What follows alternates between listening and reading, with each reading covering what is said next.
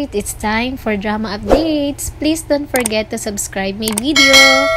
Habang nag-iimbestiga si Sam sa pagkamatay ni Basil, marami siyang hinihinala na pwedeng pumatay. Dahil maraming tinatago si Basil sa kanyang pagkakilanlan na siya ay may karelasyon na lalaki.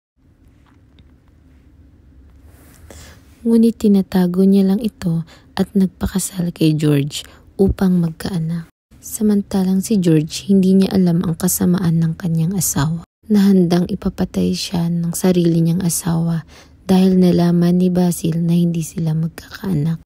Ang daming pwedeng pumatay kay Basil dahil may mga nakaaway ito. Sino kaya ang pumatay sa kanya?